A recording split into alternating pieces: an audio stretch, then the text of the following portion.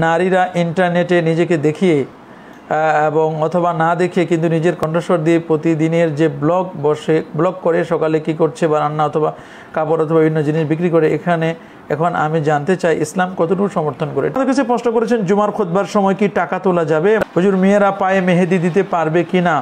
হুজুর একজন বক্তা বলেছে কুরবানি কোনো ফরজ ইবাদত নয়, কুরবানি করতে হবে নেকির কাজ মনে করি। ইমান ভঙ্গের কারণ কয়টি ও কি কি? মহিলারা কি সাদা চুল কারো করতে পারবে? শরিয়া মোতাবেক পর্দা করে মহিলারা কি মাদ্রাসায় শিক্ষকতা করতে পারবে?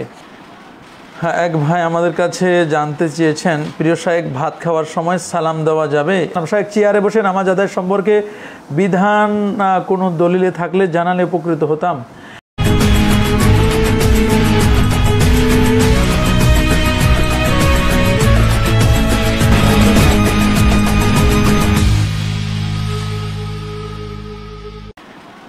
হ্যাঁ, এক ভাই আমাদের কাছে জানতে চেয়েছেন প্রিয় শায়েখ ভাত খাওয়ার সময় সালাম দেওয়া যাবে? এমডি ইসমাইল হোসেন। জি ইসমাইল হোসেন ভাই, আপনি জানতে চেয়েছেন যে ভাত খাওয়ার সময় সালাম দেওয়া যাবে কি না।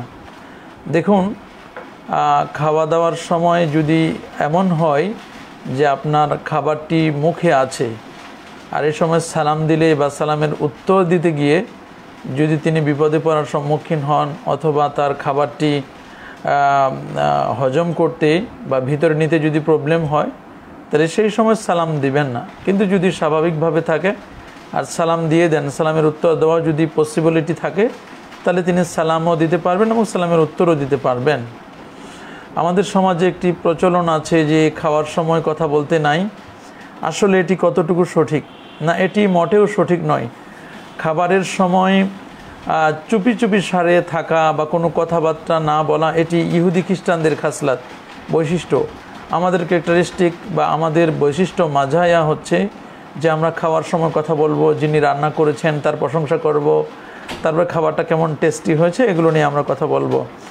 এক ভাই জানতে চেয়েছেন যে দাড়ির হদ বা সীমা কতটুকু। মনে রাখবেন এক মুষ্টির কমে দাড়ি রাখা, এক মুষ্টির চেয়ে যদি কম হয় এরপরে দাড়ি কাটা ছাটা এটা সম্পূর্ণরূপে হারাম। প্রিয় নবী রসুল করিম সাল্লাল্লাহু আলাইহি সাল্লাম বলেছেন কাসু শারে পোয়াফুল্লোহা, মসকে খাটো করো, দাড়িকে লম্বা করো। আর রসুল করিম সাল্লাল্লাহু আলাইহি ওয়াসাল্লাম তার দাড়ি ছিল লম্বা, সমস্ত আম্বিয়া আলাইহিমুসসালামের দাড়ি ছিল লম্বা ছিল, এটি নড়াচড়া করতো। আকানা রাসূলুল্লাহ সাল্লাল্লাহু আলাইহি ওয়াসাল্লাম ইয়াকরাউ ফি যুহরি ক্বালা নাআম ক্বালা ফামিন আইনা কুনতুম তা'লামুনা ক্বালা বিতাহাররুকি লিহিয়াতিহি। যে আল্লাহ নবী যে জোহরের সময় কেরাত পড়তেন, সাহাবায়ে কেরামদেরকে জিজ্ঞেস করা হলো যে আপনারা কীভাবে বুঝতেন? তখন ওরা বলেন, সাহাবায়ে কেরামগণ বলেন যে আমরা নবীজির দাড়ি মোবারক নড়াচড়া করতো কেরাত পড়ার সময়, এর দ্বারা আমরা বুঝতাম।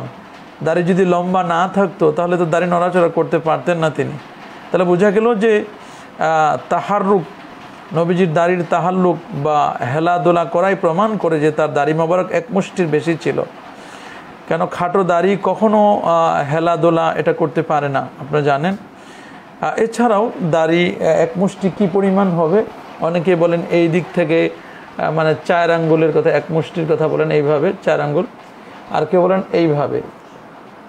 এইভাবে যদি ধরা হয় এরপরে যেটা সেটা আপনি করতে পারেন। মিন তুলিহি ওয়া ইরজিহি, তার লম্বা দিক থেকে এবং প্রস্থের দিক থেকে, দৈর্ঘ্য প্রস্থের দিক থেকে আপনি একটু এটাকে আপনি সুন্দর করে পরিপাটি করে রাখতে পারবেন, এতটুকু পর্যন্ত জায়েজ রয়েছে। একবার প্রশ্ন করেছেন যে মহিলারা কি সাদা চুল কালো করতে পারবে? মহিলারা কি সাদা চুল কালো করতে পারবে? শরিয়া মোতাবেক পর্দা করে মহিলারা কি মাদ্রাসায় শিক্ষকতা করতে পারবে? দুটো প্রশ্ন। প্রথম প্রশ্ন হচ্ছে মহিলারা কি সাদা চুল কালো করতে পারবে? যদি প্রয়োজন হয় সেখানে প্রয়োজন সাপেক্ষে করতে পারবে, কিন্তু স্বাভাবিকভাবে এটা করবে না। কারণ এটা যদি প্রলেপ পড়ে যায় তাহলে প্রলেপ পড়ে গেলে সেক্ষেত্রে তার ফরজ গোসলে বিঘ্ন সৃষ্টি হবে। ফরজ গোসল না হলে তিনি পবিত্র হতে পারবেন না, তার নামাজ কেমনে তিনি আদায় করবেন। এই জন্য মহিলারা যদি এমন প্রয়োজন দেখা দেয়, অনেকগুলো প্রয়োজন আছে, সেই প্রয়োজনের তাগিদে তারা করতে পারবেন স্বল্প সময়ের জন্য। শরীয়ত মোতাবেক পর্দা করে মহিলারা কি মাদ্রাসায় শিক্ষকতা করতে পারবেন? জি, শরিয়া মোতাবেক পর্দা মেনটেন করে তারা যদি মাদ্রাসায় শিক্ষকতা করতে চান তাহলে তারা মাদ্রাসায় শিক্ষকতা করতে পারবেন।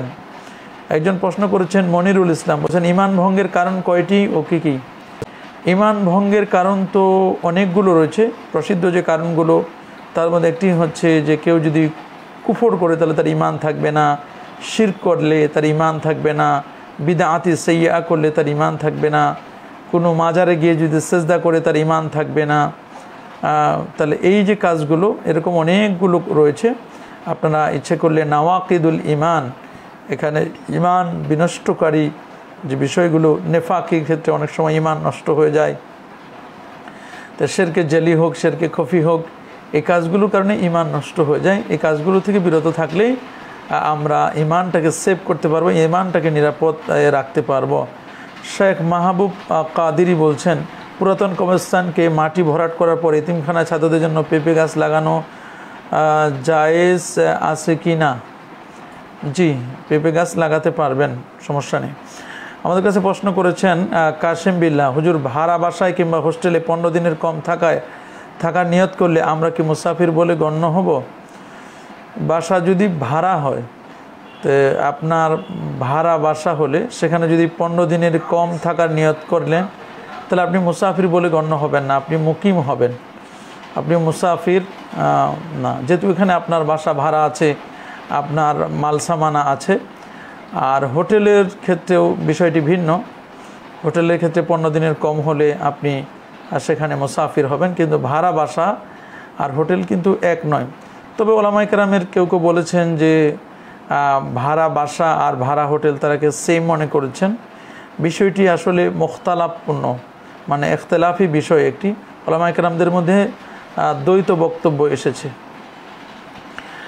আমাদের কাছে প্রশ্ন করেছেন রিয়াদাহ ইসলাম, তিনি বলছেন আসসালামু আলাইকুম। ওয়ালাইকুম আসসালাম। হুজুর, একজন বক্তা বলেছে কুরবানি কোনো ফরজ ইবাদত নয়, কুরবানি করতে হবে নেকির কাজ মনে করি। কুরবানি হচ্ছে ফরজ না, কুরবানি হচ্ছে ওয়াজিব। আল্লাহ তাআলা পবিত্র কোরআনে বলেছেন ফাসাল্লি লিরাব্বিক, আপনি আপনার রবের উদ্দেশ্যে নামাজ পড়ুন। ওয়ানহার ওয়ানসুক, আপনি কুরবানি করুন। তো এই যে আল আমরু লিল উজুব, আমরটা এখানে উজুবের জন্য, সুতরাং কুরবানি করা ওয়াজিব। আর কুরবানি করলে তো আপনি সওয়াব পাবেন, ঠিক আছে। মূলত সবগুলো উদ্দেশ্য হবে আল্লাহ পাকের সন্তুষ্টি। আল্লাহ বলছেন কুল ইন্না সলাতি ওয়া নুসুকি ওয়া মাহইয়ায়া ওয়া মামাতি লিল্লাহি রাব্বিল আলামিন লা শারীকা লাহু ওয়া বিযালিকা উমিরতু ওয়া আনা আউয়ালুল মুসলিমিন। এটা প্রমাণ করছেন। তাহলে আমাদের কুরবানির উদ্দেশ্য হবে আল্লাহ পাকের সন্তুষ্টি। কুরবানির বিধানটি এটি ওয়াজিব। কারো সামর্থ্য থাকা সত্ত্বেও যদি কুরবানি না করে তাহলে তিনি মস্ত বড় গুনাহগার হবেন। এস.এ. জাকির আহমেদ বলছেন ইমামের তেলাওয়াত যদি লাহানে জলি হয় সেক্ষেত্রে আমাদের করণীয় কি? সেক্ষেত্রে ইমামকে সময় দিতে হবে। যদি ইমাম দ্রুত শিখে নিতে পারেন তাহলে ফাবেহা ওয়া নেমা, ভালো হবে। আর যদি তিনি এরকম লাহানে জলি করেন তাহলে ইমামকে you should be change your leader, অবশ্যই আপনি আপনার ইমামকে পরিবর্তন করবেন। একজন প্রশ্ন করেছেন যে 10ই মুহররম 10টি ঘটনা ঘটেছিল, এই ব্যাপারে হাদিসের আলোকে বললে উপকৃত হব। যে আমরা হাদিসের আলোকেই বলবো ইনশাআল্লাহ। আগামীকাল জুমার দিন আমরা এটি বলবো। এটি উমদাতুল কারি ফি শারহে সহিহুল বুখারী, আল্লামা বদরুদ্দিন আইনি লেখা, সেখানে ঘটনাগুলো আনা হয়েছে। তবে ঘটনাগুলো অধিকাংশ কেউ কেউ বলেছেন এটি দুর্বল বর্ণনা। তারপর লাতাইফুল মারিফ আল্লামা ইমাম ইবনু রজব হাম্বলী রহমতুল্লাহ আলাইহি তিনি বলেছেন হুজুর মেয়েরা পায়ে মেহেদি দিতে পারবে কি না? মাসুম হুসাইন, জি, মেয়েরা পায়ে মেহেদি দিতে পারবেন। এটি ফিকহের কিতাবের মধ্যে আসছে, পায়ে মেহেদি দিলে কোনো সমস্যা নেই। প্রিয় হজরত, একজন অসুস্থ ব্যক্তি বিশেষ সমস্যার কারণে 4-5 দিনের নামাজ কাজা হয়ে গেলে পরবর্তীতে সমস্যা দূর কাজা নামাজ পড়তে পারবে কি না? জি, কাজা নামাজগুলো বাই সিরিয়াল তিনি আদায় করে নেবেন। হুজুর আমাদের কাছে বলছেন এগ্রিমেন্ট জমি রাখা যাবে? এমডি ইসমাইল হোসাইন, আমরা জমির ব্যাপারে গত লাইফে আমরা বলেছিলাম যে আপনি দুটো চুক্তি করবেন। একটি হচ্ছে যে এটি আপনি ক্রয় করে নিলেন, পরবর্তীতে আবার এটাকে বিক্রি করে দেওয়ার চুক্তি করবেন। আরেকটি হচ্ছে আপনি এটাকে ইজারা ভাড়ায় নিতে পারবেন। এই দুই সুযোগ আছে। গত বৃহস্পতিবার লাইভটি দেখলে আমরা শুরুতে এটি আলোচনা করেছিলাম, আপনার জন্য খুব সহজ হবে। আমাদের কাছে প্রশ্ন করেছেন হুজুর, আমাদের কাছে এক ভাই প্রশ্ন করেছেন যে শিশুদের কতদিন মা দুধ পান করাতে পারবে? মানা মোহাম্মদ শামসুজ্জামান আরিফ প্রশ্ন করেছেন। আচ্ছা, পবিত্র কোরআন যেটি বলছেন যে ওয়া হামলুহু ওয়া ফিসালুহু সালাসুনা শাহরান, হামল এবং ফেসাল গর্ভস্থিত এবং তার দুধ পান, সালাসুনা শাহরান 30 মাস। কেউ বলছেন যে 6 মাস হচ্ছে গর্ভ আর 24 মাস হচ্ছে দুগ্ধপান। যদি 24 মাস হয় তাহলে 2 বছর, আর 6 মাস হচ্ছে গর্ভ, তাহলে 2 বছর দুধ পান করাবে আর 6 মাস হচ্ছে গর্ভ। আবার অন্য একটি বনা হয়েছে ইমাম আজম আবু হানিফা রহমতুল্লাহ আলাই বিভিন্ন আয়াতে কারিম এবং হাদিসগুলোকে মূলত বিশ্লেষণ করে তিনি যেটি বক্তব্য দিয়েছেন যে সন্তান যদি দুর্বল হয় তাহলে তাকে 2.5 বছর দুধ খাওয়াবেন, আর যদি সন্তান সবল হন তাহলে 2 বছরে যথেষ্ট। আমার মনে হয় 2 থেকে 2.5 বছর, 2 বছরও খাওয়াতে পারেন, এটা সন্তানের উপর ডিপেন্ড করবে। আমাদের কাছে প্রশ্ন করেছেন চোখ বা রক্ত কিডনি দিয়ে কাউকে উপকার করা যাবে কি? শাকির মোল্লা, দেখুন স্বাভাবিক নিয়মে এগুলো হচ্ছে মানুষের অঙ্গ প্রত্যঙ্গগুলো আল্লাহর পক্ষ থেকে এটি আমানত, আমানতের খেয়ানত করা যাবে না। যেমন রক্ত বিক্রি করা যায় না, কিন্তু আল মাসালিহুল মুরসালা জনকল্যাণমূলক বা ইস্তেহসানের ভিত্তিতে ওলামায়ে কেরাম বলেছেন যদি এরকম কারো একটি কিডনি যদি নষ্ট হয়ে যায় অথবা কারো একটি চোখ যদি নষ্ট হয়ে যায়, উনি যদি বিজ্ঞ একজন আলেম হন, একজন ভালো মানুষ হন, মুত্তাকি পরেজগার হন, আর আমার যদি একটি কিডনি দিয়ে চলে বা একটি চোখ দিয়ে যদি আমি চলতে পারি, আমাকে যদি একজন মুসলিম ডাক্তার যদি সাজেস্ট করেন আর সেই অবস্থায় আমি যদি একটি কিডনি দিই আর সেই কিডনি দিয়ে তার জীবনটি রক্ষা পায়, তাহলে অবশ্যই এটি ওলামায়ে কেরাম জায়েজ বলেছেন আল মাসালিহুল মুরসালা হিসাবে, জনকল্যাণমূলক হিসাবে। কিন্তু এটি স্বাভাবিক এমন একজন ব্যক্তিকে আপনি দিবেন না যে মানুষটি আপনার এই কিডনিটি পেয়ে আমোদ ফুর্তি করবে, এই কিডনি পেয়ে সে আল্লাহকে ভুলে যাবে, রসুলকে ভুলে যাবে, এমন ব্যক্তিকে কিডনি গিফট করা বা চক্ষু দেওয়া এটি মোটেও বৈধ হবে না। ব্রয়লারের মুরগি একা একা জবাই করা যাবে? আল মামুন, জি, একা একা জবাই করতে পারবেন আপনি, তবে বিসমিল্লাহ বলে জবাই করবেন। চুল দিয়ে যে ক্যাপ তৈরি করা হয়, এই ক্যাপ তৈরি করে শ্রমিক হিসাবে টাকা নেওয়া কি যাবে? হুজুর বুঝিয়ে বলবেন। দেখুন চুলটাও এটা কিন্তু আমানত, এই চুলগুলো বিক্রি করা এটি জায়েজ নেই। ওলামায়ে কেরাম বলছেন চুল বিক্রি করবে না, তারপরও অনেকেই চুল বিক্রি করেন। এ ব্যাপারে যারা বিক্রি করেন তারা অবশ্যই গুনাহগার হবেন। একজন প্রশ্ন করেছেন হুজুর আশুরা উপলক্ষে একটি রোজা রাখা যাবে কি না? আশুরা উপলক্ষে একটি রোজা রাখা এটি মাকরুহ হবে। আপনি হয় 19-20 রাখবেন, না হলে 20-21, 9-10 মহরম অথবা 10-11 মহরম, 2টি দিন। রাসূল করিম সাল্লাল্লাহু আলাইহি ওয়াসাল্লাম বলেছেন লাইন বাকাইতু আলা আসুমান্না তাসিআ, তিনি বলছেন যে আমি যদি আল্লাহ যদি আমাকে হায়াতে বাঁচা রাখেন, 10 তারিখ তো রোজা রেখেছি, আল্লাহ হায়াতে বাঁচা রাখলে 9 তারিখও রোজা রাখবো, তো 9-10 অথবা 10-11 আগের একদিন এর সাথে মিলাইয়া। কারণ রাসূল বলেছেন খালিফুল ইয়াহুদা ওয়ান নাসারা, তোমরা ইহুদি এবং নাসারাদের খেলাফ করো। তো ইহুদি নাসারাদের খেলাফের জন্য আপনি 9-10 অথবা 10-11, তারা শুধু 10 তারিখ রোজা রাখে, আর আমরা 10-11 2 দিন রাখবো অথবা 9-10 রাখবো। আমাদের কাছে অনেকগুলো প্রশ্ন এসেছে আলহামদুলিল্লাহ। তাফাজ্জুল আরবি তিনি বলছেন বিনা কারণে জুমার নামাজে সাহু সেজদা দিলে নামাজের হুকুম কি? বিনা কারণে তো সাজদায় সাহু দেওয়ার প্রয়োজন নেই, এটি অতিরিক্ত, এটি করবেন না। অথবা যিনি দিয়েছেন তিনি প্রয়োজন মনে করছেন কিন্তু আসলে দেখা নামাজ হয়ে যাবে। আমাদের কাছে প্রশ্ন করেছেন যে হুজুর মহরমের 10টা রোজার ফজিলত কি কি? মহরমের 10টা রোজার ফজিলত কি কি?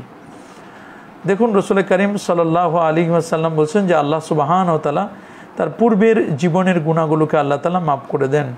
তাই মহরমের রোজা আপনি রাখতে পারেন। বিশেষ করে মহরমের এটা হচ্ছে হারাম মাস, সম্মানিত, অতি সম্মানিত মাস। এই সম্মানিত মাসকে সম্মান করা, আকরিমুল মাহারাম মান আকরামাল মাহারাম ফাকাদ আকরামাহুল্লাহু বিল জান্নাহ, যে ব্যক্তি মাহারামকে সম্মান করবে আল্লাহ তাআলা তাকে জান্নাত দিয়ে সম্মানিত করবেন।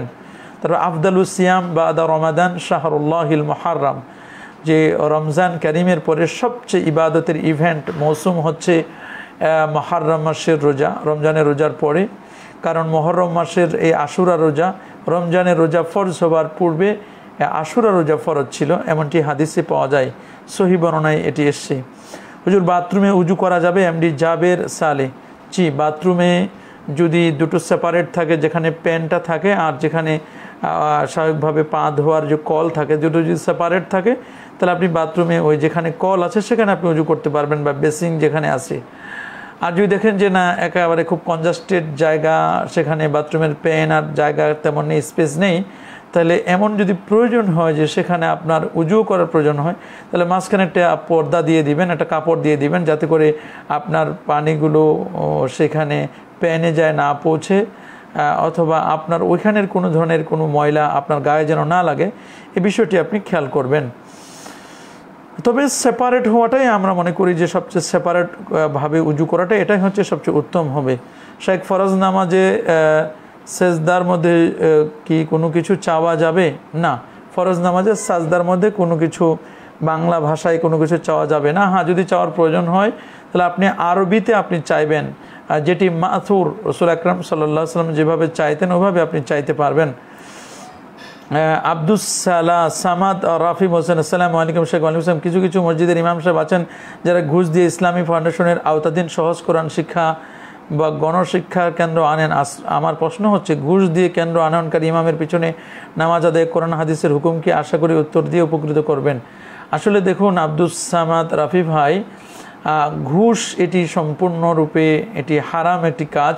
রাসূল করিম সাল্লাল্লাহু আলাইহি ওয়াসাল্লাম আর রাশি ওয়াল মুরতাশি কেলাহুমা ফিন্নার, যে সুদ খায় এবং যারা ঘুষ দেয়, ঘুষ দাতা এবং গ্রহীতা, এরা উভয়ই হচ্ছে জাহান্নামী। এটি মস্ত বড় কবিরা গুনাহ, মস্ত বড় গুনাহ, বড় গুনাহ এটি। রাসূল বলেন ওয়াজতানিবু আনিস সাবিল মুবিকাত ইয়ানি আল মুহলিকাত, তোমরা ধ্বংসাত্মক 7টি গুনাহ থেকে বেঁচে থাকো। তার মধ্যে একটি হচ্ছে আর রিশওয়া, ঘুষ দেওয়া, উপঢৌকন দেওয়া। তো এই উপঢৌকন যে কাজটি করছে গুনাহের কাজ, নিশ্চয়ই তিনি এই গুনার কাজটা করেন। এটাকে যদি জায়েজ মনে করেন তাহলে তো এটি আসলে জানা সত্ত্বেও যদি এমনটি করেন ঈমান হারা হওয়ার সম্ভাবনা। এই ধরনের ইমামের পিছনে ইক্তেদা করা এটি আসলে ঠিক নয়। তবে যদি ইমাম তাওবা করেন, আল্লাহর কাছে মাপ চান, তাহলে আল্লাহ তাআলা হয়তো তাকে মাফ করে দিবেন। মাফ করে দেওয়ার মালিক তো তিনি, আল্লাহ তাআলা তাকে ক্ষমা করে দিবেন। এই ইমামের পিছনে তিনি যদি ভুল সংশোধন করে আল্লাহর কাছে মাপ চান, তাহলে তার পিছনে নামাজ পড়তে পারেন। হুজুর মাগরিবের কত মিনিট পর পড়লে হয়? মাগরিব আজানের 45 মিনিট পর্যন্ত তার সময় থাকে, তবে মাগরিবের নামাজটা লেট করবেন না, আজানের সাথে সাথে নামাজটি পড়ে নেবেন। আর হাসান হোসেন, আসসালামু আলাইকুম প্রিয় শেখ। ওয়ালাইকুম আসসালাম। হুজুর, কেউ না বুঝে হিন্দু ধর্মের বন্ধুর সাথে বসে যদি ছাগলের মাংস খায় তার কি গুনাহ হবে? না, কেন গুনাহ হবে?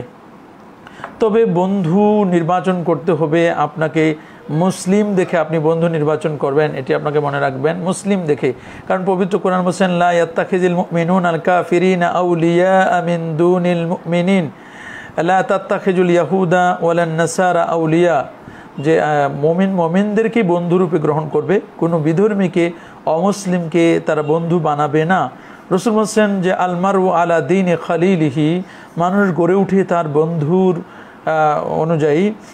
সুতরাং বন্ধু অনুযায়ী একটি মানুষ বেড়ে উঠে, গড়ে উঠে। ফালিয়ানজুর মাইখালেল, সুতরাং সে যেন তাকায়, দেখে যে সে কাকে বন্ধু রূপে বানাচ্ছেন, কাকে বন্ধু রূপে সে গ্রহণ করছে। এই জন্য বন্ধু দেখে শুনে গ্রহণ করতে হবে।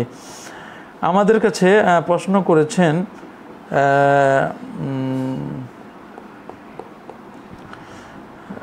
ইমরান হোসেন সজীব বলছেন, হুজুর কেমন আছেন? আপনার এক ছেলে এবং এক মেয়ে কেমন আছে? জি আলহামদুলিল্লাহ ইমরান ভাই, আমার ছেলে এবং মেয়ে অনেক ভালো আছে আলহামদুলিল্লাহ। আমরা সকলেই আল্লাহর মেহেরবানি আমরা সুস্থ আছি, আমরা টিকা গ্রহণ করেছি।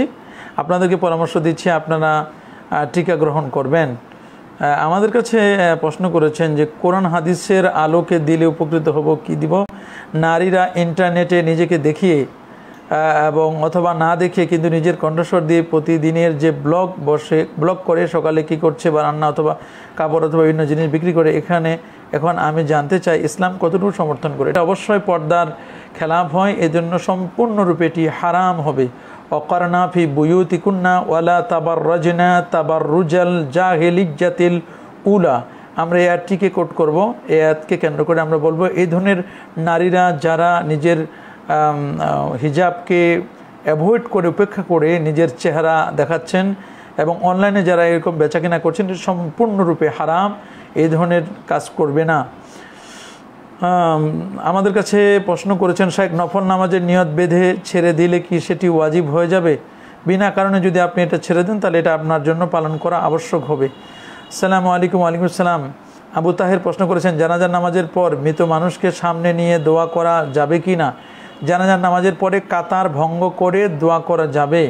এই ব্যাপারে শর্ত হচ্ছে কাতার ভঙ্গ করতে হবে। কাতারে রেখে দোয়া করা এটা মাকরুহে তাহারিমি, যেটি ফতোয়ায়ে হাক্কানি সহ অসংখ্য ফতোয়ার কিতাবে আছে, এটা জায়েজ। তবে দাফনের পরে দোয়া করা এটি হচ্ছে সুন্নাহ। রাসূল করিম সাল্লাল্লাহু আলাইহি ওয়াসাল্লাম দাফনের পরেও দোয়া করেছেন। এছাড়া দাফনের আগে কাতার ভেঙে দোয়া করা যাবে, এই প্রমাণও আছে। আমাদের কাছে প্রশ্ন করেছেন যে শেখ নফল, আমরা উত্তর দিয়ে দিয়েছি। একটি প্রশ্ন আপনারা একটি বারই করবেন, আপনারা যদি বারবার প্রশ্ন করেন তাহলে এটি আসলে বিরক্তির কারণও হয়ে যায়। আমাদের কাছে প্রশ্ন করেছেন এমডি শফিউল ইসলাম, আসসালামু আলাইকুম ভাই, আপনার পরিবারের সদস্য হিসেবে যারা আছেন সবাই ভালো আছেন কি? শফিউল ইসলাম ভাই, জি আলহামদুলিল্লাহ, আল্লাহ তাআলা সবাইকে সুস্থ রেখেছেন। আপনারা কেমন আছেন? আশা করি আপনারা ভালো আছেন, আপনারা ভালো থাকবেন, এটাই আমরা কামনা করছি। মঈনুল তালুকদার তিনি বলছেন, জুমার দিনে খুতবার আগে যে আজানটি হয় সেটি কোথায় হবে? ইমামের সামনে নাকি দরজার সামনে? ইমামের সামনে। এই ব্যাপারে সাহাবায়ে কেরাম রাসূল আকরাম সাল্লাল্লাহু আলাইহি ওয়াসাল্লামের সামনে তারা আজান দিতেন, ইমাম সাহেবের সামনে আজান দিতেন, এবং এই ব্যাপারে উলামায়ে কেরামের ইজমা হয়েছে ইমামের সামনে আজান হবে, আমামাল ইমাম, ইমামের সামনে আজানটি হবে, দরজার সামনে নয়। শেখ ফরাজি কান্দি দরবার শরীফ সম্পর্কে কিছু বলার জন্য অনুরোধ করছি। মাহমুদুল ফাহিম রাদিদ, আচ্ছা জি, ফরাজি কান্দি দরবার এটা ভালো, আমি জানি, অনেক আগে যাওয়া হয়েছিল, 1-2 বার হয়তো বা মাহফিলে, অনেক রাতে গিয়েছিলাম। এছাড়া সেখানে আশেকে রসুলদের মিলন মেলা হয়। অবশ্য শেখ আল্লামা আশেক রসুল মঞ্জুর সাহেব রহমতুল্লাহ আলাই সহ আগে জানাচ্ছেন অনেক আশেক রসুল ছিলেন। বর্তমানের অবস্থা সম্পর্কে আমি জানি না, আল্লাহু আলাম, আল্লাহ ভালো জানেন। আমরা চাই যে পূর্ব যুগের ওই দরবারের যারা ফাউন্ডার ছিলেন, পরবর্তীতে যারা এটাকে গ্রহণ করছেন, তারা যেন তাদের পূর্বসূরিদের আদর্শকে যেন তারা ধরে রাখেন। কারণ যারা যায় দিন ভালো যায়, আসে দিন কিন্তু খারাপ আসে। এই জন্য সেই দিনগুলো যেন খারাপ না আসে, ভালোভাবে আসে, সেটির দিকে অবশ্যই সকলে খেয়াল করবেন। আল্লাহ তাআলা আমাদের সবাইকে কবুল করুন। একজন প্রশ্ন করেছেন কে এম এনামুল হক, আসসালামু আলাইকুম হুজুর। ওয়ালাইকুম আসসালাম রাহমাতুল্লাহ। বর্তমানে আশুরার দিনে যারা তাজিয়া বের করে তাদের নিয়ে কিছু বলবেন। দেখুন, তাজিয়া মিছিল বের করা এটি মুসলমানদের এটি কৃষ্টি কালচার নয়, এটি হচ্ছে শিয়াদের কৃষ্টি কালচার। তাজিয়া যেখানে শোক মিছিল, ইসলামের শোক হচ্ছে 3 দিন, কেউ মারা গেলে শোক হচ্ছে 3 দিন, 3 দিনের পরে আর কোনো শোক নেই। আর যদি কোনো নারীর স্বামী মারা যায়, তাহলে স্বামী মারা গেলে স্ত্রী আরবাআতা আশহুরি ওয়া আশরা, 4 মাস 10 দিন শোক পালন করবে। আর বাকি যত শোক আছে এগুলো রাজনৈতিক শোক, কিন্তু ইসলামে আর এর চেয়ে কোনো শোক নেই। সুতরাং আল্লাহ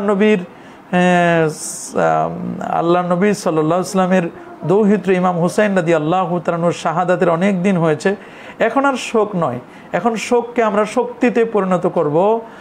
বরং আমরা ইমাম হুসাইন রাদিয়াল্লাহু তাআলা আনহুর আদর্শকে আমরা নিজে বাস্তবায়ন করব, এবং তিনি যেমন বাতিলের সাথে আপোষ করেন নাই, বাতিলের সাথে যেমন তিনি মাথা নত করেন নাই, দুষ্ট দুরাচার লম্পট খবিস অভিশপ্ত ইয়েজিদের কাছে যেমন তিনি মাথা নত করেন নাই, আমরাও যুগে যুগে বাতিল যখন মাথাচাড়া দিয়ে উঠবে, আমরা কোনো বাতিলের সাথে আমরা আপোষ করব না। শির দেগা নাহি দেগা আমামা, নিজের জীবনটা উৎসর্গ করে দেব, কিন্তু আমাদের পাগড়ি দিব না, আমাদের আদর্শ দিব না। এই শিক্ষাটি আমাদের নিতে হবে। ইমাম হুসাইন রাদিয়াল্লাহু তাআলা আনহু তিনি যেমন তার নানার আদর্শকে একেবারে তিনি আমরণ মৃত্যু অবধি তিনি তার নানা আদর্শকে বাস্তবায়ন করেছিলেন, আমরাও প্রিয় নবী রাসূল করিম সাল্লাল্লাহু আলাইহি ওয়াসাল্লামের আদর্শকে আমরা মজবুত করে আঁকড়ে ধরবো। আলাইকুম বিসুন্নতি ওয়া সুন্নাতিল খুলাফায়ে রাশিদিন আল মাহদিয়্যিন তামাসসাকু বিহা ওয়া আযু আলাইহা বিন নওয়াজিস ইয়াকুম ওয়া মুহদাসাতিল উমুর ফাইন্না কুল্লা মুহদাসাতিন বিদআ ওয়া কুল্লা বিদআতিন দালালা ওয়া কুল্লা দালালাতিন ফিন্নার। এটি আমরা এই হাদিসের বাস্তবায়ন আমরা করার চেষ্টা করব ইনশাআল্লাহ। কোনো তাজিয়া মিছিলের সাথে মুসলমানের কোনো সম্পর্ক নেই। আশারুন অর্থ 10 আর আশুরা অর্থ কি? একই জিনিস। আশুরা এটা মূলত আষাঢ় থেকে আসে, মহররমের 10 তারিখকে মূলত আশুরা বলা হয়। হুজুর, কবরস্থানে কোনো ফল গাছ লাগিয়ে সে ফল নিজেরা খাওয়া যাবে কি? না, এই ফলগুলো নিজেরা খাওয়া যাবে না। যদি এটা ওয়াকফ হয় তাহলে এই ওয়াকফকৃত জমিনের ফসলগুলো এটির জন্য যে কাজে ওয়াকফ করা হয়েছে, যদি গোরস্থান হয় তাহলে গোরস্থানের সংস্কারের জন্য সেটি ব্যবহার করবেন, গোরস্থানের সংস্কারের জন্য সেটি ব্যবহার করবেন। আর যদি মসজিদ হয় তাহলে মসজিদের সংস্কারের কাজে ব্যয় করা হবে। আর যদি কেউ না থাকে তাহলে এটিকে এতিমখানা বা লিল্লা বোর্ডিং, যারা সাদাকাতুল ফিতির জাকাত খেতে পারেন এমন ব্যক্তিদেরকে দিবেন। আমাদের কাছে প্রশ্ন করেছেন জুমার খুতবার সময় কি টাকা তোলা যাবে? মোহাম্মদ আব্দুল মজিদ তিনি সালাম দিয়েছেন, ওয়ালাইকুম আসসালাম ওয়া রাহমাতুল্লাহি ওয়া বারাকাতুহু। জি ভাইয়া, দেখুন জুমার সময় খুতবা শোনা এটা হচ্ছে ওয়াজিব। এ সময় যদি কেউ টাকা উত্তোলন করে নিঃসন্দেহে তারা মস্ত বড় গুনাহগার হবেন। সবচেয়ে বড় গুনাহগার হবেন মসজিদ কমিটি এবং যিনি খতিব আছেন তিনি, হয়তোবা যারা উত্তোলন করছেন তারা জানেন না বিষয়টি, তাদেরকে জানিয়ে দিবেন। এই ধরনের গুনাহের কাজ কেউ করবেন না আশা করি। আমাদের কাছে প্রশ্ন করেছেন হুজুর ফজরের নামাজ কাজা হয়ে গেলে পরে কাজা আদায় করার সময় কি 2 রাকাত সুন্নত আদায় করা লাগবে? যদি আপনি জোহরের নামাজের আগে এই কাজাটি করে ফেলেন, কাজাটা আদায় করে ফেলেন, তাহলে আপনি সুন্নত সহ আদায় করবেন। আর যদি জোহরের আগে যদি আদায় করতে না পারেন, আসরের আগে অথবা আসরের নামাজের পর মনে করেন নামাজের সময় অথবা মাগরিবের সময় বা অন্য সময় যদি করেন, তাহলে সেক্ষেত্রে আপনার সুন্নত পড়ার কোনো প্রয়োজন নেই। মোহাম্মদ ফয়জুল্লাহ মাঝারি বলছেন, আসসালামু আলাইকুম। ওয়ালাইকুম সালাম। শায়েখ চেয়ারে বসে নামাজ আদায় সম্পর্কে বিধান কোনো দলিলে থাকলে জানালে উপকৃত হতাম।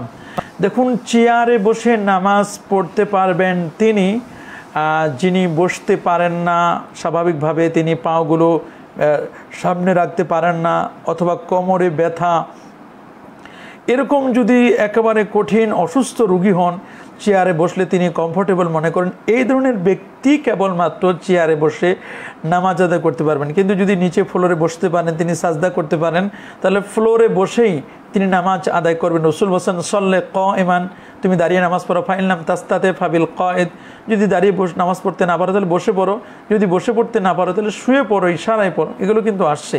কিন্তু এই যে চেয়ারগুলো, এখন মসজিদগুলো এমনভাবে চেয়ারে দখল হয়ে যাচ্ছে, আল্লাহ মাফ করুক, না জানি সামনে শুক্রবার দিন ডেকোরেশন ভাড়া করার প্রয়োজন হয়ে যায় কি না, যে মসজিদে তো চেয়ারের দরকার 50টা চেয়ার বা 100 চেয়ার, আর স্বাভাবিকভাবে একটা মসজিদে তো 100 চেয়ার রাখলে তো মসজিদটা দখল হয়ে যাবে।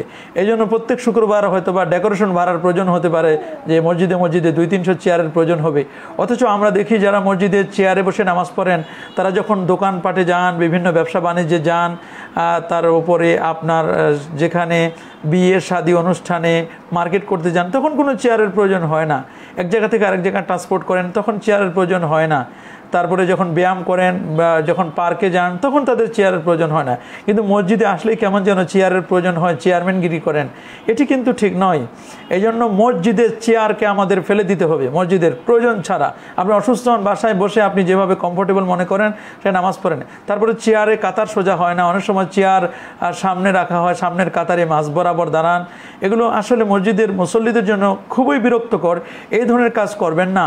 চেয়ারে বসে নামাজ পড়লে ওলামায়ে কেরাম তো ফতোয়া দিয়েছেন, যদি কেউ এরকম একেবারে প্রকৃত অসুস্থ না হয়ে যদি চেয়ারে বসে নামাজ পড়েন, তার নামাজটি বাতিল হয়ে যাবে, তার নামাজ হবে না। এই ব্যাপারে ইসলামিক ফাউন্ডেশন বাংলাদেশ থেকে একেবারে ক্লিয়ার কাট, একেবারে স্ট্রেট কাট ফতোয়া দেওয়া হয়েছে। সে ফতোয়াটিও আপনার ইচ্ছে করলে ইন্টারনেটে ব্রাউজ করে আপনারা সেখানে ভিজিট করে আপনারা দেখে নিতে পারেন। চেয়ারে বসে নামাজ পড়লে অসুস্থ না, অথচ সামান্য একটু অসুস্থ বোধ করছেন, এতে চেয়ারে বসে নামাজ পড়লে তার নামাজ হবে না। এটি আমরা বারবার বলছি, চেয়ারগুলোকে মসজিদ থেকে নামাতে হবে, চেয়ার কমাতে হবে। মসজিদে আমাদের চেয়ারগুলো কমায় দিতে হবে। দিন দিন চেয়ারের সংখ্যা কিন্তু বেড়ে যাচ্ছে, এটি আমাদের অবশ্যই এটি আমাদের বন্ধ করতে হবে। আব্দুর রহমান রাতুল বলেছেন, এসপিসি, রিং আইডি, MLM এর ব্যবসা কি হালাল না হারাম? এক বাক্যে আমরা বলে দিচ্ছি, এই ধরনের মাল্টি লেভেল মার্কেটিং নামে যত ধরনের ব্যবসা আছে, সমস্ত ব্যবসাগুলোর মধ্যে ধোঁকা, প্রবঞ্চনা, আজ পর্যন্ত আমরা যত মাল্টি লেভেল মার্কেটিং ব্যবসা দেখলাম, সবগুলোর মধ্যে ধোঁকা, প্রবঞ্চনা ছাড়া, মানুষকে শুধু লুট করে নেওয়া ছাড়া আর অন্য কোনো টার্গেট থাকে না। রসুল বলছেন, মান গাসসা ফালাইসা মিন্না, যারা আমাদেরকে ধোঁকা দেয় তারা আমাদের অন্তর্ভুক্ত নয়। দিন ইসলামের সাথে তাদের কোনো সম্পর্ক নেই, এদের সাথে আপনাদেরও কোনো সম্পর্ক থাকবে না। এরা মূলত আঙ্গুল ফুলে কলা গাছ নিজেরাও হয়, মানুষদেরকে করাতে চায়, কিন্তু আসলে সবসময় তো আঙ্গুল ফুলে কলা গাছ হওয়া যায় না। এগুলোর মধ্যে প্রবঞ্চনা আছে, ইয়া আইয়ুহাল্লাযীনা আমানু লা তাকুলু আমওয়ালাকুম বাইনাকুম বিল বাতিল, তোমরা মানুষের সম্পদকে অন্যায়ভাবে ভক্ষণ করো না। এইগুলো সম্পূর্ণরূপে এই ধরনের কিছু মানুষ রয়েছে সমাজের মধ্যে যারা এই কাজগুলো করে বেড়াচ্ছে এবং মুসলমানদেরকে ধোঁকা দিচ্ছে, প্রবঞ্চনা দিচ্ছে। আজ পর্যন্ত যত ধরনের মাল্টি লেভেল মার্কেটিং আমরা দেখলাম, এই এসপিসি বলেন, আর আপনি রিং আইডি ব্যাপারে রিং আইডি MLM বলেন, আর আপনি যত ধরনের সিস্টেমগুলো আপনি দেখেন, আমাদের এর আগে ডেস্টিনি ছিল, এই ডেস্টিনি আরও কত কত নতুন নতুন ব্যবসা আপনি দেখছেন। সবগুলো ব্যবসা এগুলো ধোঁকা প্রবঞ্চনা ছাড়া আর কিছুই নয়। এগুলো থেকে মুসলিম উম্মাকে বেঁচে থাকতে হবে, এগুলো থেকে আমাদেরকে বেঁচে থাকতে হবে। আল্লাহ তাআলা আপনার রিজিকে যেটি রেখেছেন সেটাই তিনি আপনি চেষ্টা করুন। হুজুর সারা পৃথিবীর মুসলমানদের জন্য দোয়া করবেন, আল্লাহ তাআলা সারা পৃথিবীর মুসলমানদেরকে কবুল করুন, সবাইকে আল্লাহ তাআলা হেফাজত করুন। জানবো না, জনাব লিখছেন ইমাম হোসেন রাদিয়াল্লাহু ছেলে মেয়ে কয়জন, তাদের নাম কি কি? জিয়াউর রহমান, জিয়া ভাই, এটি একটি স্পেসিফিকলি প্রশ্ন, এটি সম্পর্কে আমি পূর্ণ আমার জ্ঞান নেই, তার কয়জন ছেলে, কয়জন মেয়ে, কয়জন স্ত্রী। হজরতে হুসাইন রাদিয়াল্লাহু তাআলা আনহুর এটা আমাদের আরও জানতে হবে, বিশেষ করে তার আলী আসগর সহ আরও যে শিশুগুলো ছিল এগুলো সম্পর্কে জানবো।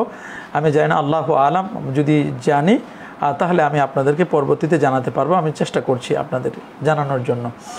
ওনার বায়োগ্রাফি আপনারা দেখে নেবেন, আমরা চেষ্টা করবো ইনশাআল্লাহ। এমনি শামীম আল মুস্তাসিম হোসেন, স্বপ্নে কবরে সাপ বিচ্ছুর উপস্থিতি ব্যাখ্যা কী হতে পারে হুজুর? এটি কবরে যদি এরকম দেখা হয় তাহলে সামনে বিপদ ঘটতে পারে, অথবা কারো ব্যাপারে যদি দেখেন তাহলে তিনি কবরের মধ্যে বিপদগ্রস্ত আছেন বলে এমনটি ব্যাখ্যা হতে পারে। আল্লাহু আলাম বিসসাওয়াব। আল মামুন আশিক বলছেন, আমি একটা প্রশ্ন কমপক্ষে 20-25 বার করেছি, একবারও পড়লে না, খুবই দুঃখজনক বিষয়। আসলে তো এটা দুঃখজনক বিষয়, আমরাও দুঃখ পেয়েছি, আপনিও দুঃখ, তাহলে ডাবল দুঃখ হলো। আপনি এখন যদি প্রশ্নটা করতেন তাহলে হয়তো বা পড়ে ফেলতে পারতাম, তাহলে কারো দুঃখ থাকতো না।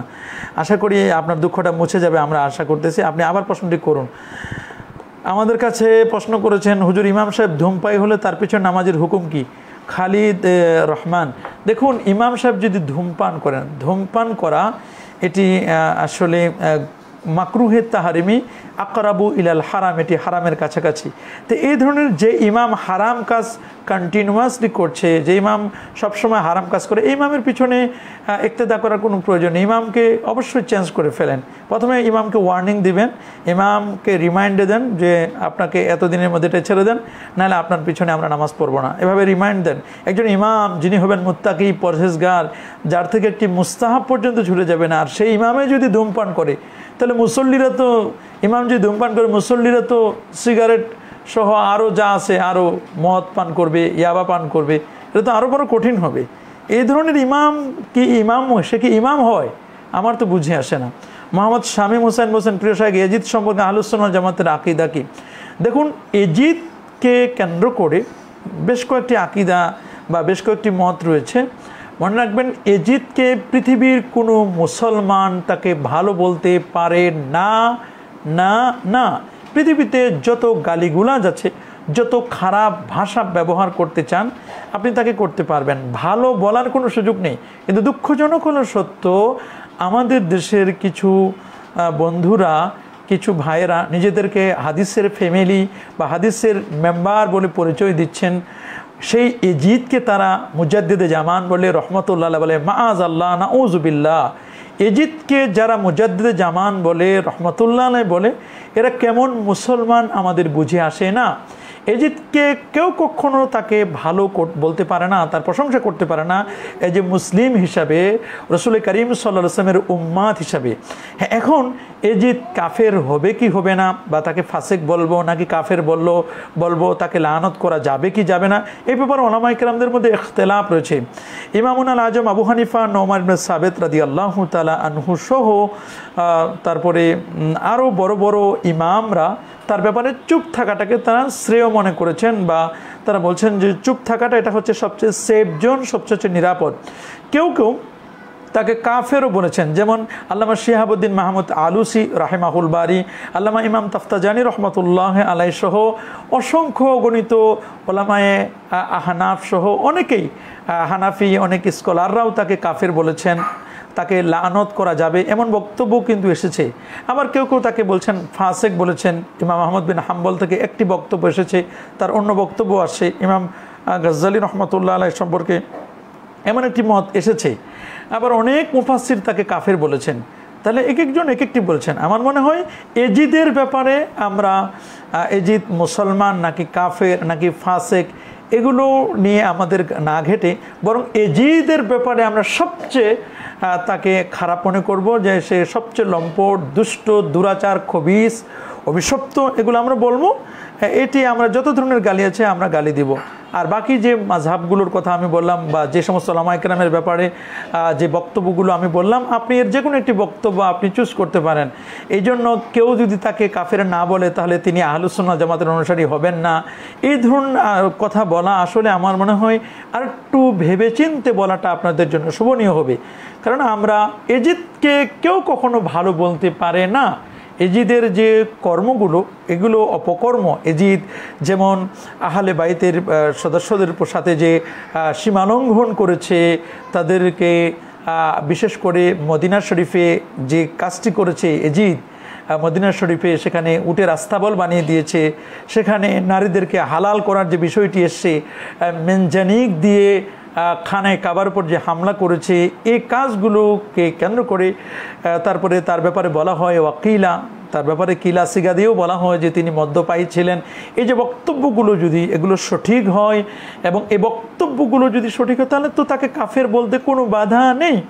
এই জন্য কেউ কেউ তাকে কাফের বলেন, আর কেউ কেউ বলছেন এটা সিগায়ে তামরিজ দিয়ে, যেহেতু এগুলো তারিখের বিষয়, এই জন্য কেউ কেউ তাকে ফাসেক বলেছেন। তাহলে আপনি যদি তাকে কাফের বলেন এটিও সঠিক রয়েছে, কাফের বললে আপনাকে কেউ বাধা দিবে না, বলেন কোনো সমস্যা নেই, কাফের বলতে পারেন। তবে এজিদকে কোনো মুসলিম ভালো বলতে পারে না। যারা আমার নবী পরিবারের সাথে বেয়াদবি করবে, গোস্তাখি করবে, তাকে কোনো মুসলমান কখনো ভালো বলতে পারে না। এটি হচ্ছে চূড়ান্ত ফতোয়া, এটি হচ্ছে চূড়ান্ত কথা। আমরা এজিদের ব্যাপারে কখনো চুপ থাকি নাই, চুপ রই নাই। তবে আমরা শুধু আপনাদেরকে যে কথাটি বলছি সেটা হচ্ছে যে এজিদকে কোনো মুসলমান ভালো বলতে পারে না। কোনো যুগেও কোনো সময়েও আমরা কখনো এজিদের পক্ষে ছিলাম না, এখনও নাই, মৃত্যু অবধি আমরা থাকবো না। এগুলো মনে রাখবেন। যারা মুসলিম, যারা নবী প্রেমিক, যারা আশেক রসুল, তারা কখনো এজিদকে ভালো বলতে পারে না। যারা এজিদের ব্যাপারে সাফাই গান, যারা এজিদের ব্যাপারে এই কথাগুলো বললে আমরা মনে করব এরা এজিদি মুসলিম আমরা বলবো। আমরা মনে রাখবেন হুসাইনি মুসলমান, ইমাম হুসাইন রাদিয়াল্লাহু তাআলা আনহুকে আমরা মাহাব্বত করি, ভালোবাসি, আমরা আহলে বাইতকে মাহাব্বত করি, এটি আমাদের মনে রাখতে হবে। আমাদের কাছে প্রশ্ন করেছেন ফরজ গোসল আদায়ের পূর্বে কোনো রকম কাজকর্ম খাওয়া দাওয়া করা কি জায়েজ? যদি প্রয়োজন হয় জায়েজ, তবে ফরজ গোসলটি সেরে নিয়ে তারপর এই কাজগুলো করাটা সবচেয়ে উত্তম হবে। আমাদের কাছে আরও অনেকগুলো প্রশ্ন এসেছে। হুজুর, মাথা কি কলব ব্যবহার করতে পারবে? কামাল উদ্দিন সিদ্দিকী। দু ধরনের বক্তব্য এসেছে।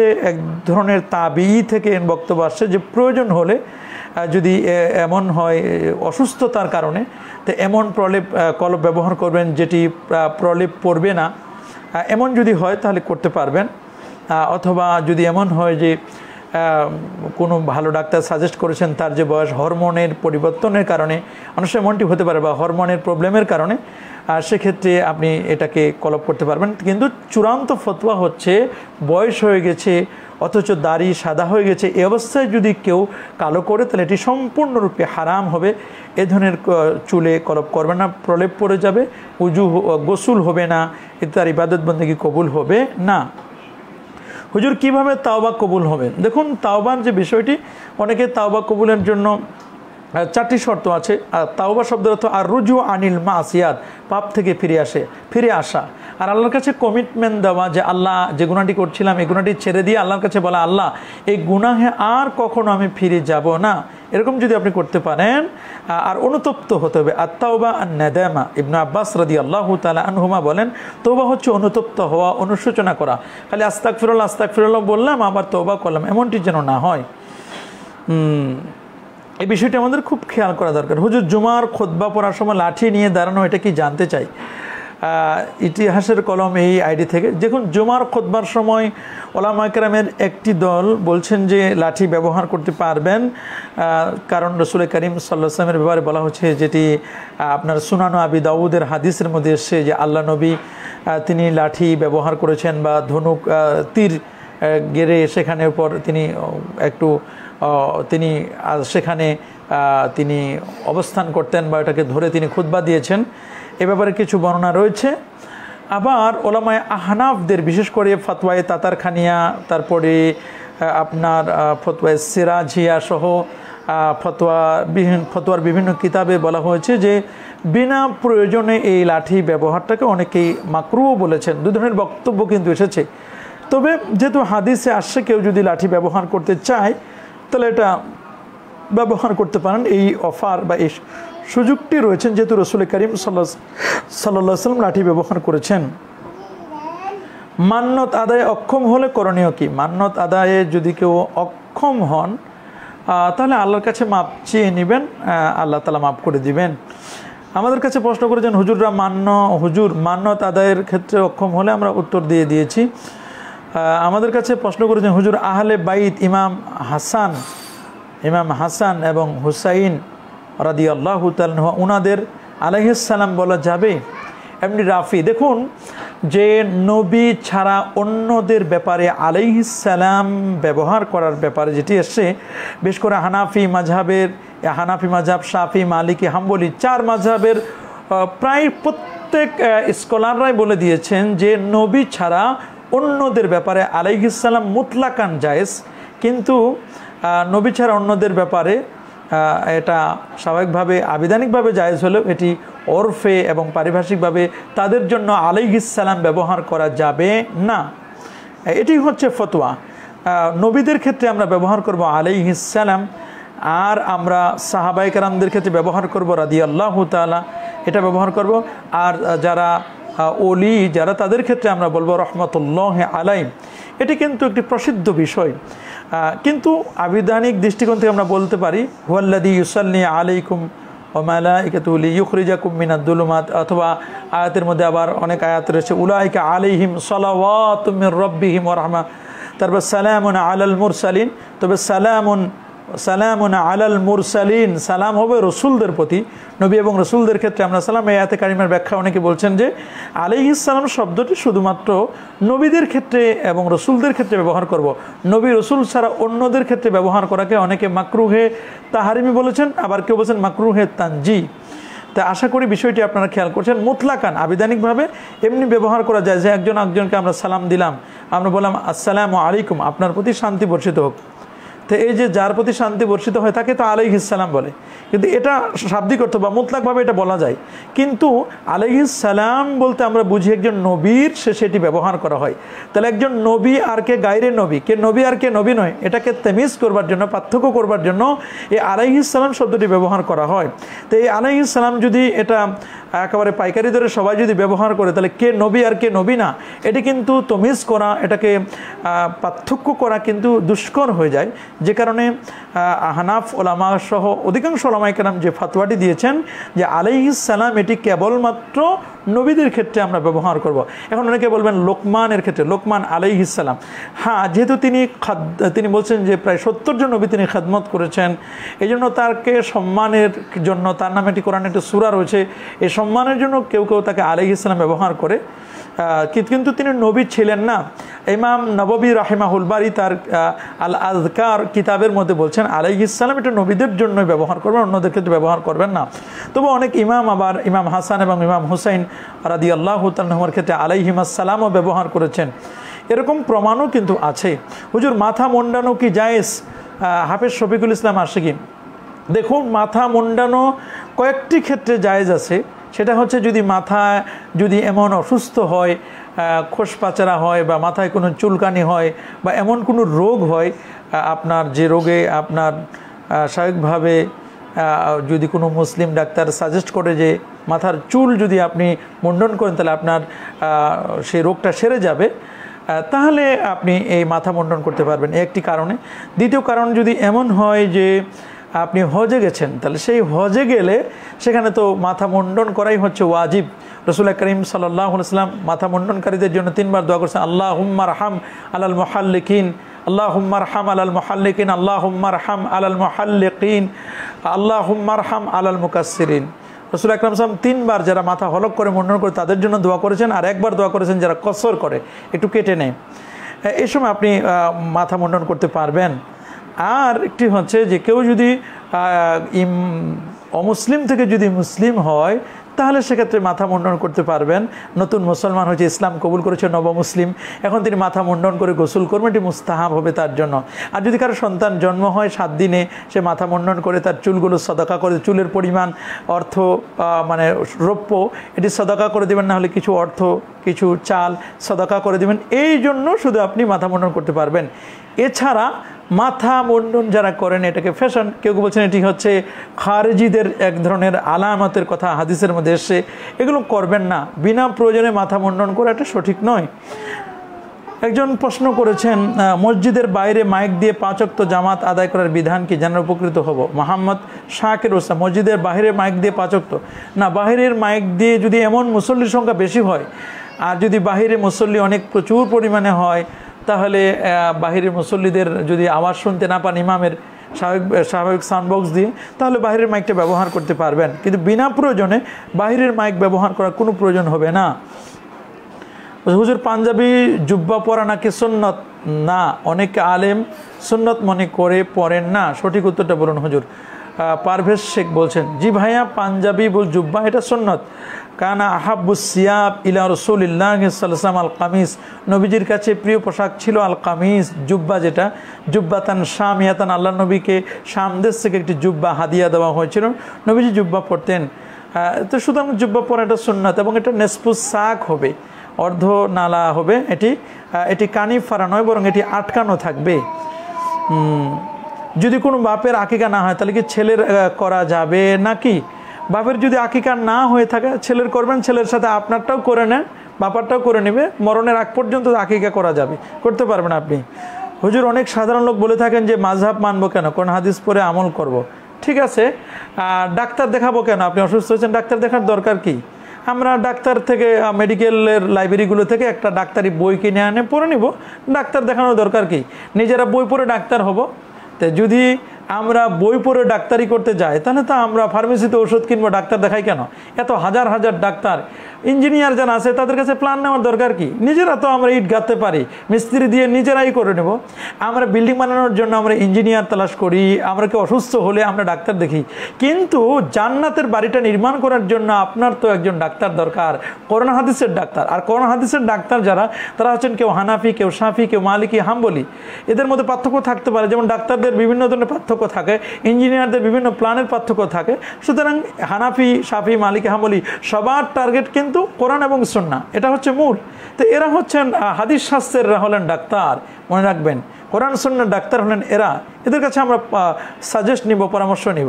হুজুর পুরুষের চুল কেমন রাখা সুন্নাত? খাজা মঈনুদ্দিন বলছেন পুরুষের চুল 3 ধরনের রাখতে হবে। এটা হচ্ছে লিম্মা, জিম্মা, অফরা। একটা হচ্ছে কাঁধ বরাবর, এটা হচ্ছে কান বরাবর, কান এবং কাঁধের মাঝামাঝি আরেকটা। এই 3 সিস্টেমে আপনি চুল রাখতে পারবেন। শেখ আসসালামু আলাইকুম। ওয়ালাইকুম আসসালাম। ইমাম আবু হানিফা ফরজ নামাজের পরে সম্মিলিত মুনাজাত করেছেন, কোন কিতাবে পাবো? তার কিতাবুল আথারে আছে। তাছাড়াও হানাফি যে স্কলারগণ আছেন, বাদায়ুস সনায়ে, তারপরে কাজী খান, তারপরে আপনি ফতওয়ায়ে শামী, যারা হানাফিরা আছেন, হানাফি ইমামরা, ইমামদের হানাফি বলতে শুধু তো আপনি ইমাম আজম আবু হানিফা রহমতুল্লাহ আলাইকে বললে হবে না, ইমাম আবু ইউসুফ রহমতুল্লাহ আলাই, তারপরে ইমাম মুহাম্মদ আশ-শাইবানী রহমতুল্লাহ আলাই, এদেরকেও আপনাকে বুঝতে হবে। এদের কিতাবগুলো আপনি খুঁজে দেখবেন যে তারা কিন্তু তারা নামাজের পরে মুনাজাত করেছিলেন। এছাড়াও আপনার ইমাম আজম আবু হানিফা রহমতুল্লাহ আলাই যদি মুনাজাত না করতেন, আপনি ফতোয়ায়ে শামীটাই খুলে দেখেন না, সেখানে ইমামুল আজম আবু হানিফা রহমতুল্লাহ আলাই খানায় কাবার ভিতরে গেলেন, সেখানে মানাকিবে আবি হানিফা মুকাদ্দমার মধ্যে রয়েছে, সেখানে গিয়ে 2 রাকাত নামাজ পড়ান কাবা শরীফের ভিতরে। 2 রাকাত নামাজে রাফিয়ান ইয়াদাইহি, 2 হাত তুলে তিনি মোনাজাত করলেন এবং বলে আনা আব্দুকা দয়ীফ, আমি আপনার দুর্বল বান্দা, আমি যেভাবে ইবাদত করা দরকার ছিল ওইভাবে আমি ইবাদত করতে পারি না। আপনি ফতোয়া শামীর মুকাদ্দমায় দেখবেন ইমামুল আজম আবু হানিফা রাহমাতুল্লাহ কীভাবে আল্লাহর কাছে একেবারে কাকুতি মিনতি করে দোয়া করতেন এবং বলতেন আল্লাহ আমার কোনো আমল নেই, আমি সামান্য কিছু আমল করেছি। কি আমল? সামান্য আমলের ব্যাখ্যা দিলেন তিনি যে আমি সামান্য আমল করেছি, আমি বৃদ্ধাঙ্গুলের পর ভর করে 15 পারা তেলাওয়াত করেছি, সূরা ফাতিহার পরে 1 রাকাত পড়েছি, বাকি আরও 15 পারা বাম পায়ের বৃদ্ধাঙ্গুলের উপর ভর করে বাকি 15 পারা পড়েছি। 2 পায়ের উপর ভর করে তিনি খানায় কাবার ভিতরে 1 খতম কোরআনুল কারীম তেলাওয়াত করেছেন আর বলছেন আমি কোনো আমল করতে পারি নাই। আপনি চিন্তা করে দেখেন, তাহলে একটু খেয়াল করবেন। মোহাম্মদ ইসারউল্লাহ জিহাদি বলছেন শায়েখ তাজিয়া মিছিল হারাম কেন? তাজিয়ার সাথে মুসলমানের কোনো সম্পর্কই নেই। রাসূল করিম সাল্লাল্লাহু আলাইহি ওয়াসাল্লাম তিনি বলছেন যে তোমরা নিজেদেরকে কোরআনও বলছেন ওয়ালা তুলকু বিআইদিকুম ইলা তাহলুকাত, নিজেদেরকে তোমরা ধ্বংসের দিকে ঠেলে দিও না। এই যে একজন আরেকজনের গায়ে চাবুক মারছেন, নিজে রক্ত ক্ষরণ করছেন, রক্ত বের করছেন, আরেকজনের গায়ে চাবুক মারা হচ্ছে, এগুলো ইসলামের সাথে নবীজি নিষেধ করেছেন। তারপরে শোক পালন করতে গিয়ে নিজের গালে চাপড় মারা, চাপড় মারছে, এগুলো জাহিলি যুগের সংস্কৃতি, এটি মুসলিম সংস্কৃতি নয়। মান তাশাব্বাহা বিকওমিন ফাহুয়া মিনহুম, যে জাতির সাথে সাদৃশ্য রাখবে তার সাথে তার হাসর হবে। এগুলো কৃষ্টি কালচার। আপনি যুগ যুগ ধরে সাহাবায়ে কেরামের পর থেকে নিয়ে তাবিন এজাম সহ আজ পর্যন্ত কেউ কি কখনো তাজিয়া মিছিল বের করেছে? সাহাবায়ে কেরামদের কেউ বা তাবিইনদের কেউ করেন নাই। যেটি সাহাবী থেকে কোরআন সুন্নাহতে এগুলো সম্পূর্ণরূপে নিষেধ করা হয়েছে। এছাড়া কিসের শোক পালন করছেন আপনি? ইসলামের শোক হচ্ছে 3 দিন, 3 দিনের পরে আর কোনো শোক নেই, এটা মনে রাখবেন আপনাকে। এই জন্য আমরা তাজিয়া মিছিলকে আমরা এটিকে হারাম বলি, যেহেতু এটা মুসলমানের সাথে এর কোনো সম্পর্ক নেই। শেয়ার বাজার ব্যবসা, এটা কি শরীয়তসম্মত হালাল হবে? দেখুন, শেয়ারের তো অনেকগুলো বিষয় রয়েছে। প্রাইমারি যেটা শেয়ার, এর প্রোডাক্টগুলো যদি হালাল হয়, হালাল প্রোডাক্ট, এবং এটা যদি প্রাইমারি লেভেলের হয়, যেটা প্রাইমারি লেভেলের শেয়ার, এই ধরনের শেয়ার আপনি শুধু সেখানের আপনি অ্যানুয়াল প্রভিডেন্টের মালিক না হয়ে বরং আপনি একটা শেয়ার কিনলেন, একটা দাম দিয়ে কিনলেন, আপনি ক্রেতা হলেন, আবার এটাকে দাম বাড়লে আপনি বিক্রি করে দিলেন। এই ধরনের শেয়ার যদি আপনার হয় এবং প্রোডাক্টটা যদি হালাল হয়, তো এই ধরনের শেয়ারগুলো এটা জায়েজ আছে, এটা বৈধ আছে। বিশেষ করে এটা অনেক বড় একটি মাসালা, প্রত্যেকটা ডিটেলস আপনাকে ব্যাখ্যা করে করে বুঝাই দিতে পারলে সবচেয়ে ভালো হতো। আমাদের কাছে আর অনেকগুলো প্রশ্ন এসেছে। হুজুর, আজানের আগে কি সালাতু সালাম দেওয়ার কোনো দলিল আছে? মোহাম্মদ শামীম, অনেক কিতাব আছে, ফতোয়ার কিতাবে, বেশ কয়েকটি ফতোয়ার কিতাবে আছে যে আজানের পূর্বে সালাতু সালাম পেশ করা যাবে, জায়েজ আছে। তবে পরে দেওয়াটা, এটা হচ্ছে আজানের পরে দরুদ শরীফ পড়া, এটি সুন্নাহ প্রমাণিত আছে। আলহামদুলিল্লাহ, ইতিমধ্যে আমাদের সাথে অনেকেই যুক্ত হয়েছেন। মোহতারাম, মাগরিবের আজানের পর জামাতের আগে কোনো নামাজ আছে কিনা? না, হানাফি মাযহাবতে মাগরিবের আজানের পরে নামাজের আগে কোনো নামাজ নেই। আমরা বলবো অনেকে 2 রাকাত নফল পড়ে না, আমরা হানাফিরা এই 2 রাকাত নফল পড়ি না। আমাদের কাছে প্রশ্ন করেছেন, আমি মালয়েশিয়াতে দেখছি কোন ব্যাংকে টাকা রাখলে হালাল হবে? শরিয়াত সমর্থিত নাইমামার চেয়ে কানামা ভালো, এতটুকু ইসলামী ব্যাংকিংয়ের যতগুলো সিস্টেম রয়েছে, যেখানে শরিয়া বোর্ড রয়েছে, এই শরিয়া বোর্ডের যে কোনো ব্যাংকে আপনি টাকা রাখতে পারেন। আমাদের কাছে প্রশ্ন করেছেন যে হুজুর, যদি কেউ জানাজার নামাজে 1 বা 2 তাকবীর না পায় তবে কি করবে? আমরা গত লাইফে আমরা বলে দিয়েছি, তারপরে আবার বলছে আবু বকর ভাই, যে 1 বা 2 তাকবীর না পায় তবে কি করবেন? তিনি দেখবেন যে আমি এই মুহূর্তে ইমাম কোন তাকবীরটি পড়ছেন। যদি দেখেন যে ইমাম সাহেব 2য় তাকবীর বা 3য় তাকবীর পড়ছেন, এটা যদি ফাইন্ড আউট করতে পারেন, তাহলে আপনি ওইখান থেকে শুরু করবেন, তাকবীর দিয়ে আপনি সেই দোয়াগুলো পড়বেন। আর যে তাকবীরগুলো আপনি পান নাই, যদি মনে করেন যে ইমাম সাহেবের সালাম ফিরাতে একটু দেরি হয়, তাহলে আপনি সেক্ষেত্রে সালাম ফিরাতে দেরি হলে আপনি ওই তাকবীরগুলো আপনি আদায় করে নিয়ে তারপর দোয়াগুলো পড়বেন। আর যদি দেখেন যে না, ইমাম সাহেব সাথে সাথে সালাম ফিরাই ফেলবেন, মানুষগুলোর গ্যাদারিং হচ্ছে, মানুষগুলো ভেঙে যাবে, অনেকে চলে যাবে বিভিন্ন জায়গা থেকে যারা এসছেন, তাহলে আপনি শুধুমাত্র যে তাকবীরগুলো আপনার ছুটে গেছে, যেহেতু তাকবীরগুলো ফরজ, আপনি শুধু এই তাকবীরগুলো আপনি আদায় করবেন, আর সেই দোয়াগুলো পড়ার কোনো প্রয়োজন আপাতত আপনি মনে করবেন না, শুধু তাকবীরগুলো আদায় করে আপনি সালাম ফিরাবেন। আরেকজন প্রশ্ন করেছিলেন আমাদের ইনবক্সে, আমরা যখন পোস্ট দিয়েছিলাম তখন প্রশ্ন করেছিলেন যে আমরা হাতটা কখন ছাড়বো। এই ব্যাপারে আল ফিকহু আলাল মাযাহিবিল আরবা কিতাবুল জানায়েজের মধ্যে যেটি এসছে, সেটা হচ্ছে যে এখানে কয়েকটি পদ্ধতি রয়েছে। আপনি ডান দিকে সালাম ফিরান, আসসালামু আলাইকুম, ডান হাতটা ছেড়ে দিলেন, বাম দিকে সালাম ফিরালেন, বাম হাতটা ছেড়ে দিলেন, এটা হচ্ছে সবচেয়ে উত্তম পদ্ধতি। আবার ইচ্ছে করলে আপনি এমনও করতে পারেন যে জানাজার নামাজের সালাম ফেরানো শেষ, আসসালামু আলাইকুম রহমতুল্লাহ, আসসালামু আলাইকুম রহমতুল্লাহ, তারপর আপনি হাতটা ছেড়ে দিলেন। দুটো পদ্ধতি। তৃতীয় যে আরেকটি পদ্ধতি সেটি হচ্ছে যে আপনি ইচ্ছে করলে সালামের যখন আপনি চতুর্থ তাকবীর হলো, চতুর্থ তাকবীর পরে আপনার তো সালাম ফেরার চতুর্থ তাকবীর হওয়ার সাথে সাথে আপনি হাত ছেড়ে দিবেন। হাত ছেড়ে দিয়ে তারপর আপনি সালামু আলাইকুম রহমতুল্লাহ, আসসালামু আলাইকুম রহমতুল্লাহ, এই তিনটি পদ্ধতির কথাও কিন্তু আল ফিকহু আলাল মাযাহিবিল আরবাআর মধ্যে আসে।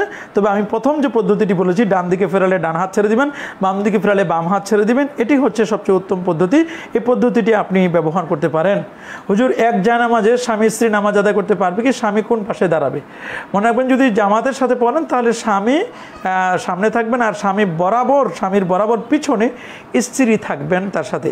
পাশাপাশি পড়লে নামাজ হবে না। আর এমনি স্বাভাবিক নামাজ হলে জামাত ছাড়া যদি হয় তাহলে পাশাপাশি দাঁড়িয়ে এক জানামাজে পড়তে পারবেন। হুজুর, মহিলা মান্নত করেছে 1 বছর রোজা রাখবে, তার মান্নত পূর্ণ হয়েছে কিন্তু উনি রোজা রাখতে অক্ষম, এমনকি আর্থিকভাবে অসচ্ছল, করণীয় কি? এখন আল্লাহর কাছে মাপ চেয়ে নেবেন, এছাড়া করণীয় করার কিছুই নেই। মাপ চেয়ে নেওয়া ছাড়া আর করার কিছু নেই। হুজুর, মিলাদে কিয়াম করা কি হাদিসে আছে? অবশ্যই। রাসূল করিম সাল্লাল্লাহু আলাইহি ওয়াসাল্লামের মহাব্বতে দাঁড়িয়ে সালাতু সালাম পেশ করতে পারবেন আপনি, এটি হাদিস দ্বারাই প্রমাণিত আছে।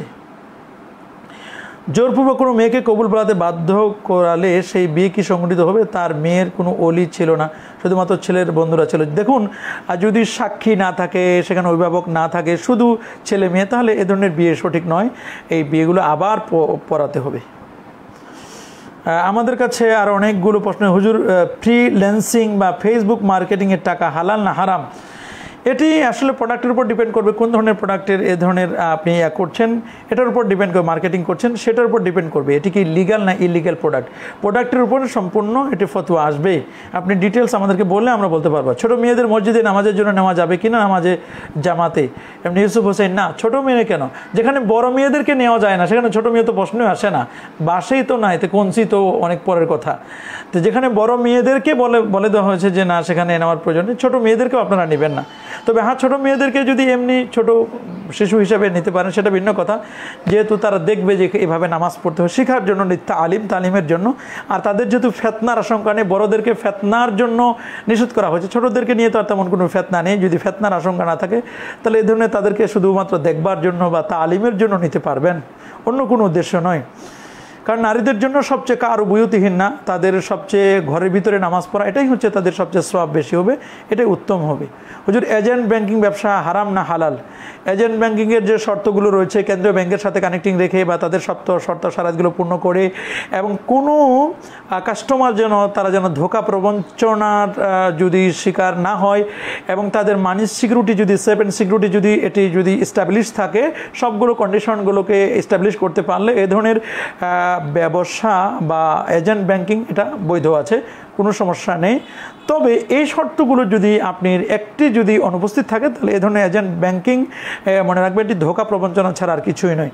আল্লাহ তাআলা আমাদের সবাইকে কবুল করুন, মঞ্জুর করুন। আমি যে